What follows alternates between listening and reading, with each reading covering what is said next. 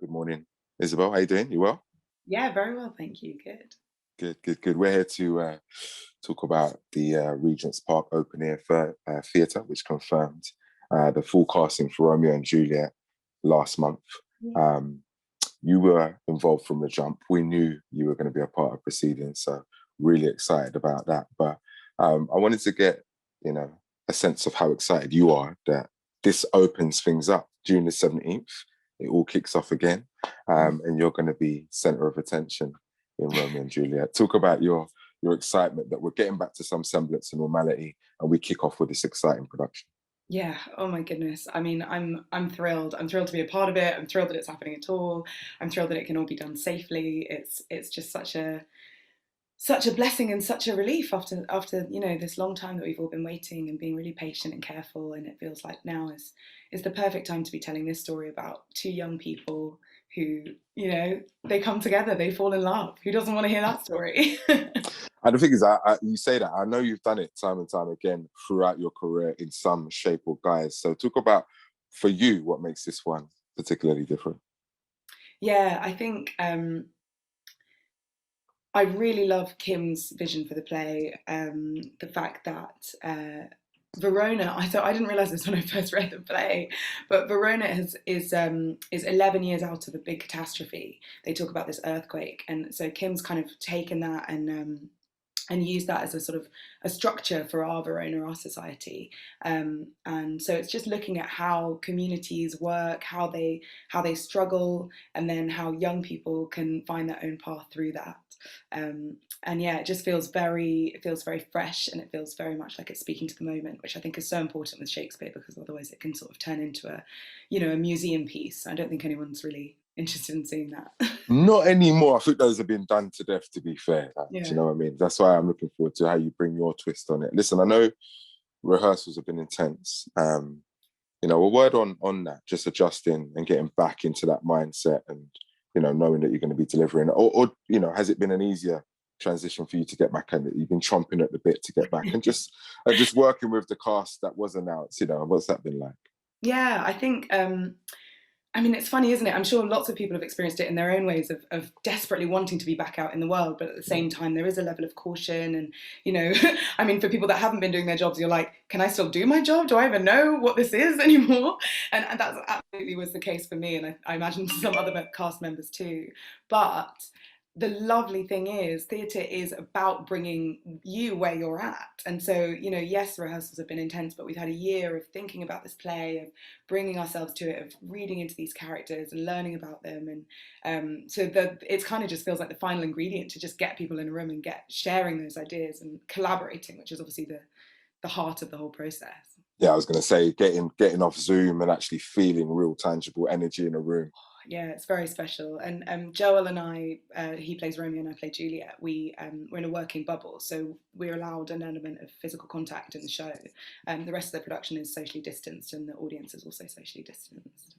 But that's going to be another thing, because I attended some shows in between the last lockdown, if we can even remember back that far, and it's a strange experience watching actors on stage trying to project to an audience that was masked and Mm. unable to convey, their emotion through that, the micro facial kind of movements that we feed off.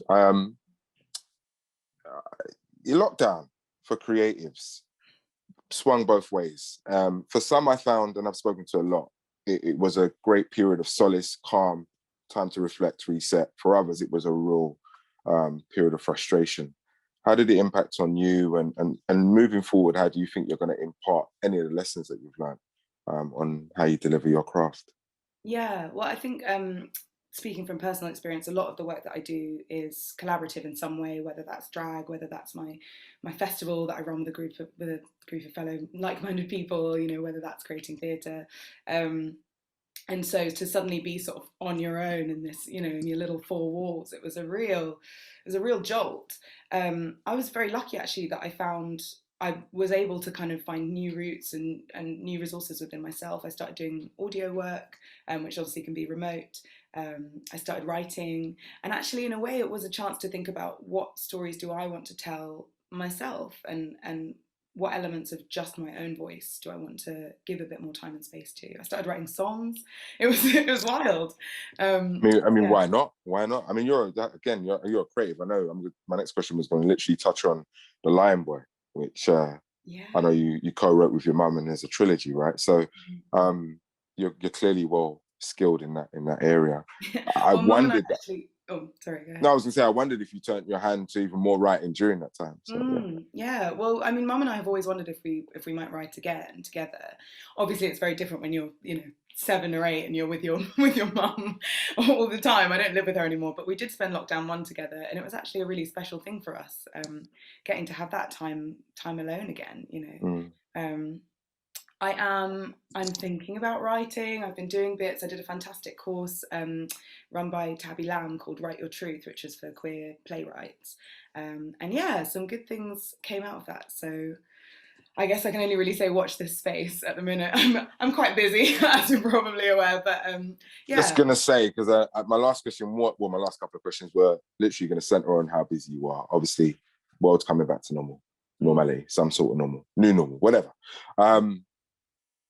How busy are you going to be? Because there's this whole thing where we were like elastic bands, aren't we? We've been pulled back, pulled back, pulled back. Now we're ready to go. But I guess the threat of burnout lingers, and one wouldn't want to see that happen. So, how have you kind of measured the rest of the year? And I guess you're looking into even 2022 now, given the space that you work in.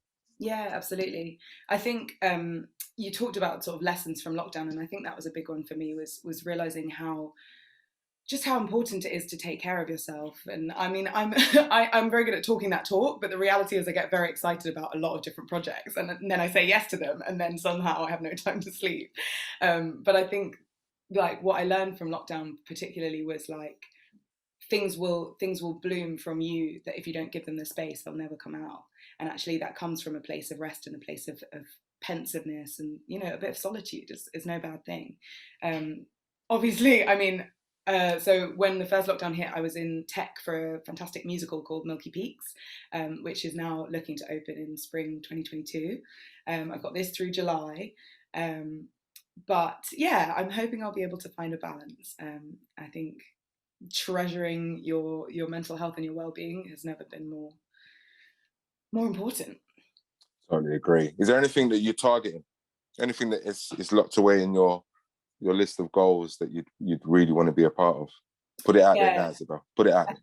I think probably screen work. I did my first TV job this year and just loved the process, and it just really sort of lit a fire in me. So I'm hoping I get the chance to do more of that, whether that be more short films, or whether it be bigger bigger projects. Who knows? This is the life of the actor. You never know. Well, all casters and casting crews and directors, you heard it here first. She wants to get involved. So, Isabel, best of luck with that. Looking forward to Regent's Park Open Air Theatre, Romeo and Juliet, June 17. That run. My daughter's going to be coming with me. She loves all things acting, production, stage. So I'm actually predicting her leaving the event and her saying, "Daddy, I want to do that." Yes. Join So us. yeah, you play an important role. So thanks for your time. I really appreciate it. Good luck. All right. Thank you. Yeah, have a lovely afternoon.